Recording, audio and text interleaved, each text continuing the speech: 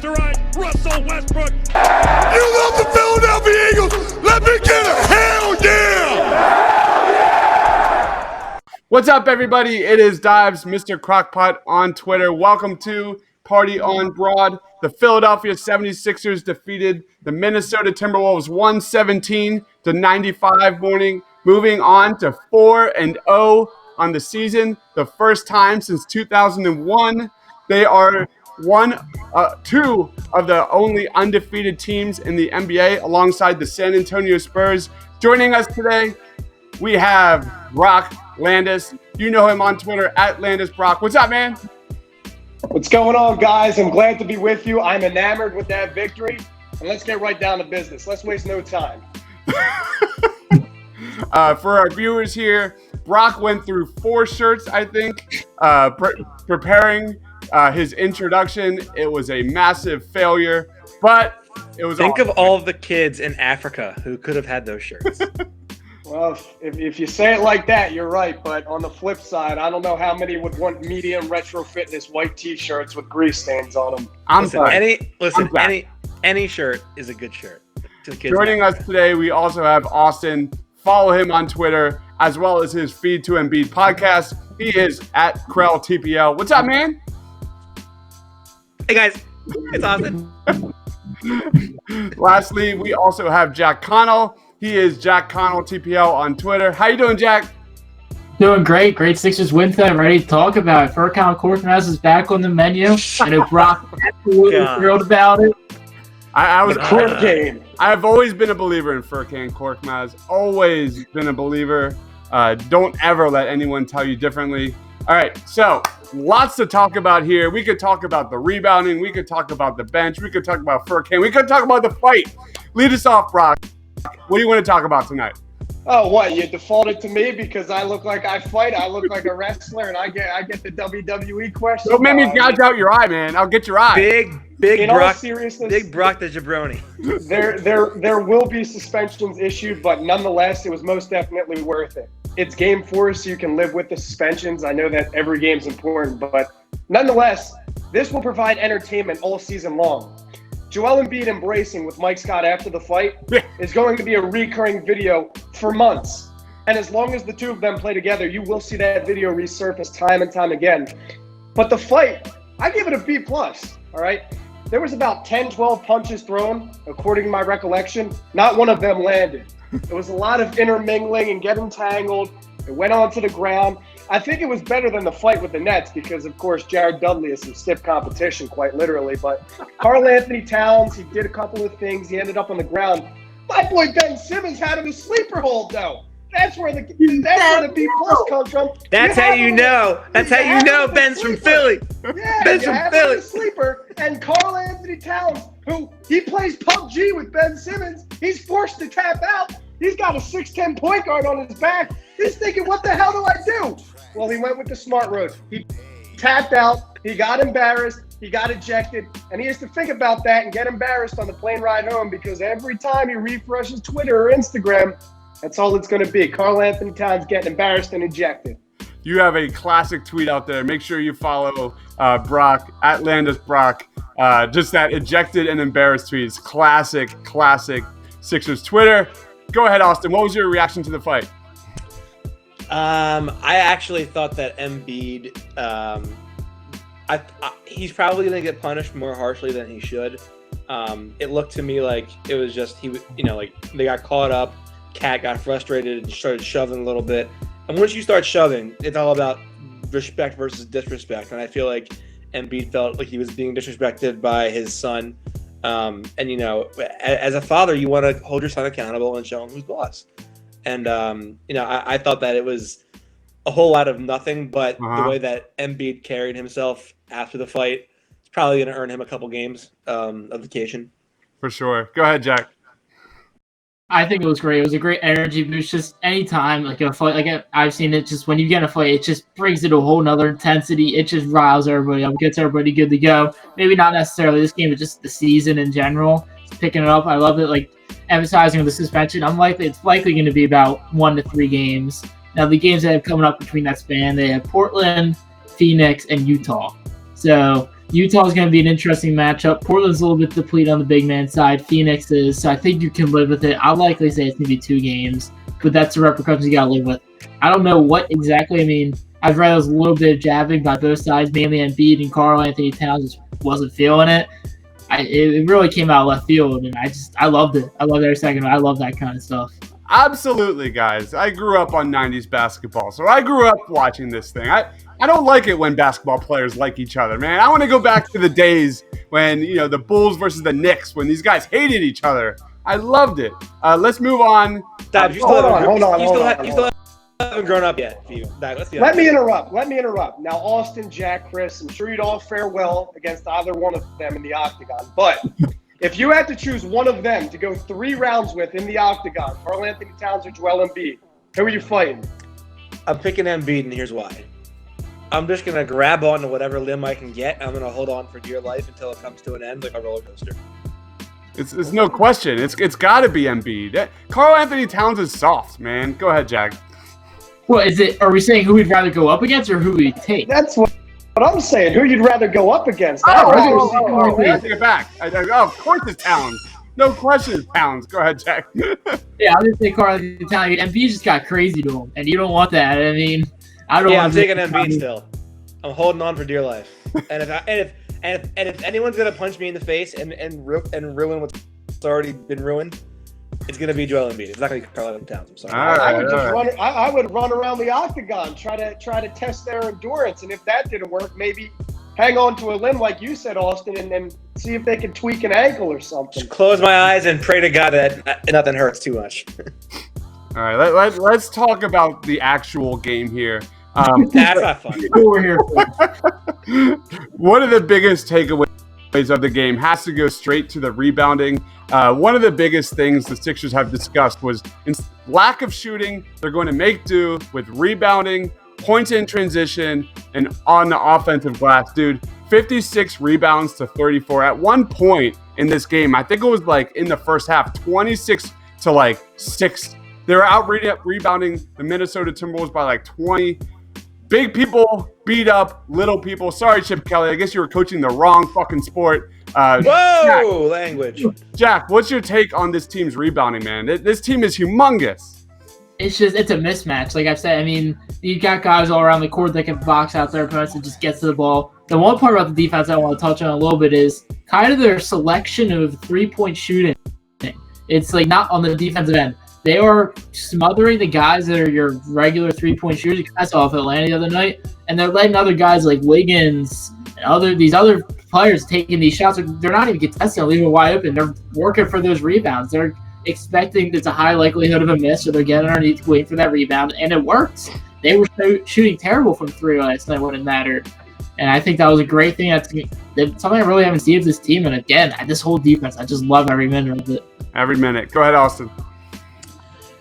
Yeah, I mean, I think that this team's identity is going to be just rebounding on both ends of the court, and it's so easy for this team to get rebounds that if they're not, you have to chalk it up to just a lack of effort on a given night. Because all you gotta do is block out, and the ball's going to fall into your lap. And then even then, you have guys like Mike Scott and James Ennis going in there and just snatching rebounds out of the air. Their whole philosophy is just get the ball off the glass and push. Go. I think they had 10 more offensive rebounds than the Minnesota Timberwolves. I don't know what the stats are for second chance points, but it's got to be crazy, man. Go ahead, Brock. What's your take on the size of this Sixers team? Chris, I think you hit the nail on the head. There was a rebound disparity in favor of the Philadelphia 76ers, and they scored 60 points in the paint in comparison to Minnesota's 42. So despite what Minnesota shot from beyond the arc or how many times the Sixers sent them to the line, this game was really a glimpse of how the Sixers are going to utilize their lineups when teams play small ball. And there was oftentimes points on the floor when the Sixers went stagnant offensively because they were trying to exploit and force mismatches, and the players on the floor didn't really know how to move around the ball. But after the first quarter, I think Minnesota looked really deflated, and the 76ers made it a point of emphasis to go towards these mismatches. And I think they set the tone early. On the first possession, Al Horford came out defending Karl Anthony Towns. There was no basket for Minnesota. Then on the other end of the floor, Joel Embiid realized he had a mismatch with Andrew Wiggins. He got the basketball, scored, a turnover from Minnesota led to a Tobias Harris alley-oop pass to Ben Simmons, and Ben Simmons made that, of course. So they jump out to a 4-0 lead early. You set the tone, you exploit mismatches, and the entire game they control the offensive and defensive rebounds, points in the paint, and they played suffocating defense. Jack, you're exactly right about that. I think this was just a glimpse of what they're going to do if teams try to play small against them. Absolutely. And when you talk about rebounding, you got to talk about the top two takeaways. Not top two, but among the top two is for me, it's Al Horford. He had 16 boards tonight, only 12 points. He was a plus 26. But this guy's defensive rotations were just on a completely different level. And then you talk about James Ennis, man. He was a man possessed in the glass today. Any takes on James Ennis or Al Horford? Go ahead, Brock. Absolutely. Al Horford, I think, is still trying to find his footing in this offense. But if it's one thing Al Horford has always done well, and the Sixers are paying him for, is to rebound. And he had 11 defensive rebounds and 5 offensively. So on the defensive end of the floor, he's hauling in rebounds, he's pushing the offense, and he's setting them up for a position where if he doesn't contribute offensively, at least they know on defense he's a solid player, and he gives you what you pay for. So Al Horford, he played great. But James Ennis, I think, really earned a bigger role in this game. He was filling the lane. He was crashing the offensive and defensive glass. And he had a very nice performance. I think he earned himself some minutes despite a previous poor 3 games. And offensively, when you can add 8 points off the bench with 11 rebounds, no one's going to beat that production as 10th or 11th man. His hustle, man. His hustle was there. Go ahead, Austin. What was your take on Ennis or Horford? Yeah, Ennis, he's very sort of like spastic in the way he plays, and I mean that like a nice way, I guess. You just sort of like, you just kind of like never really know what he's going to be. I mean, he really can't shoot for, well, actually, that he fits pretty well in this team because no one can shoot. But, he seems to be in the right spot at the right time most of the time, and he cuts very well off the ball. So, I think in spurts he can give you something, but I mean, if you ever had to play him like 30 minutes in a game, I don't know how that would go. Yeah. Or if you'd want to go with that game. He makes some bonehead plays, man, no doubt. Yeah, and then Al, there's going to be a lot of 12 points and 10 rebound games, and he's getting paid star-level money. But you have to understand that every night he's going to do exactly what he signed up to do. And it's going to be just to defend, be a mentor, and make smart plays. And that's really what Al Horford's about. Finish this off, Jack. What was your take on Horford or James Ennis? The one thing I just want to touch on, Jason Blevins, when he talked to James this offseason, a big crucial talking point is offensive rebounds, and wanted to work on that coming into this year. That was a big thing that James was working on the offseason that he was looking at. And obviously it showed tonight he did great on that side of the ball. Al Horford, again, he's just great underneath that basket, helping out with that second unit. The starters just getting the boards. He's doing exactly like Austin did, doing what he paid him to do. Just getting 12 and 10, doing serviceable, being that backup big. A lot of stuff he does doesn't even show up in the stat sheet also. His ability to lock up other bigs is just crucial. And it's something you really don't see in the numbers. And it really is worth the money that you're paying him. Like when I think about Horford, I think of defensive rotations and I think of passing. And all of those were on full display tonight. Austin, what was your take on Furkan Korkmaz? Listen, Furkan's extremely slow foot, but if you can tolerate him, you can tolerate him.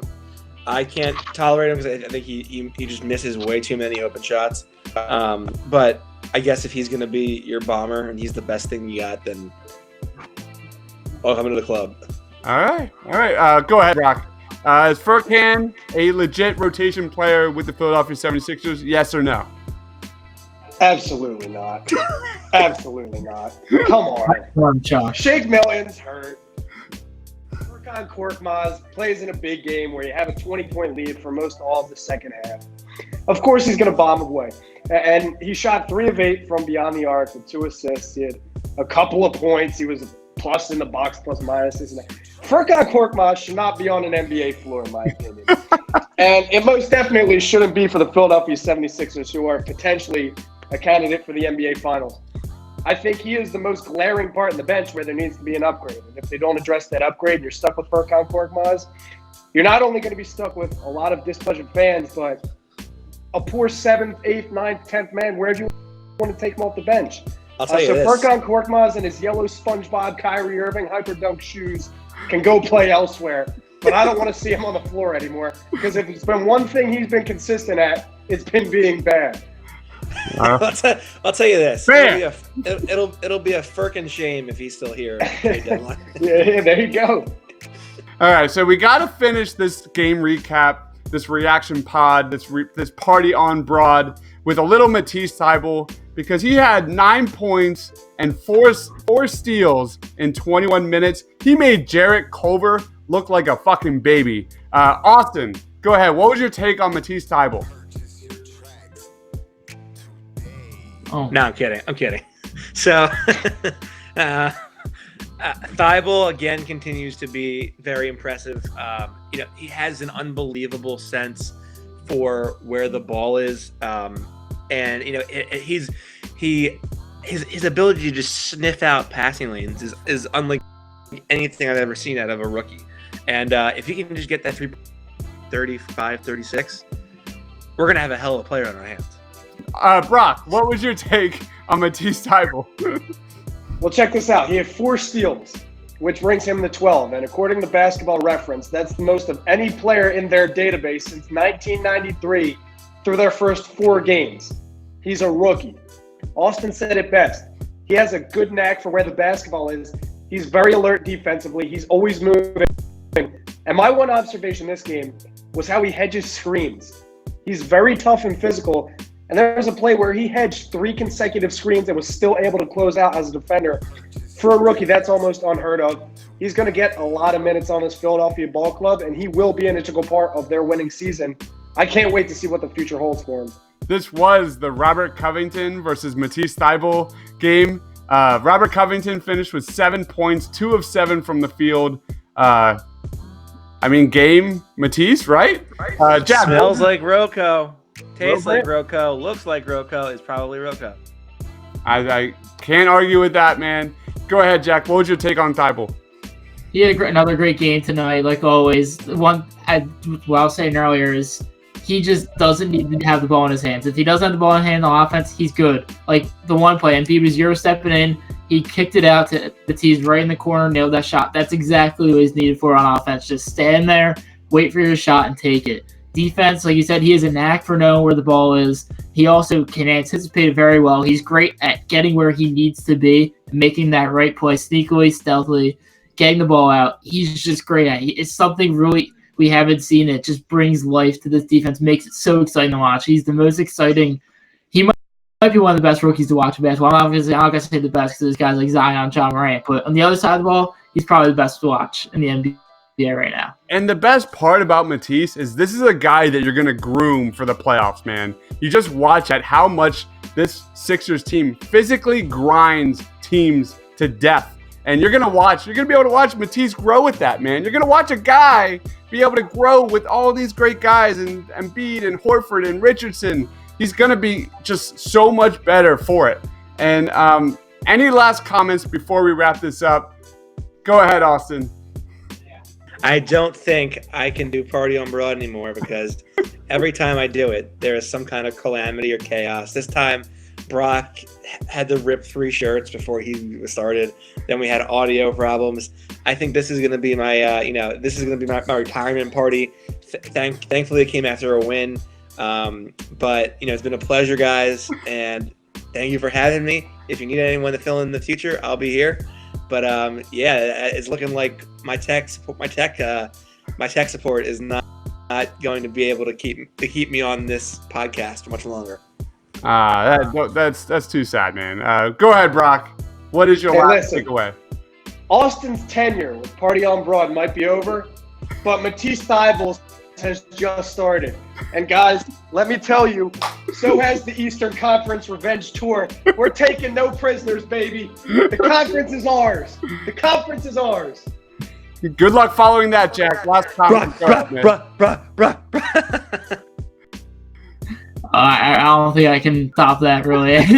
But this is the one thing I wanted to point out is you're likely going to be losing Embiid. I just want to touch on this. You're going to be losing Embiid for a couple of games, but this is the exact thing you brought in Al Horford for. Am I right or am I right? Absolutely right, man. Utah, if I'm hoping it's 2 games, Utah will be an interesting matchup with Gobert. He's not much of a force offensively, but still a little bit of an interesting matchup. Portland, they're not as deep as they were last year. They lost a lot of names. They don't really seem like they're that same squad that they were last year. Maybe they might come to have some chemistry right now, but they aren't that right now. Phoenix seems a little bit sneakily good, but they really shouldn't be much of an issue.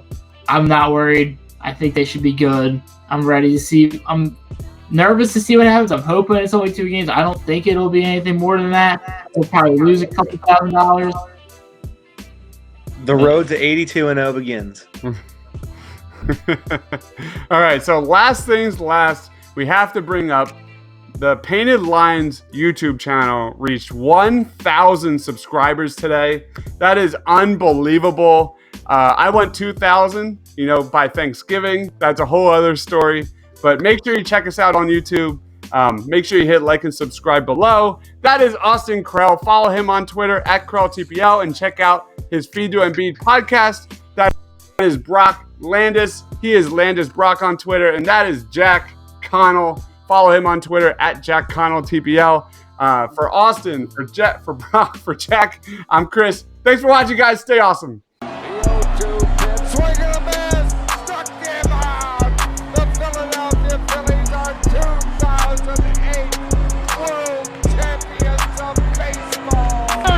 Sixers win it!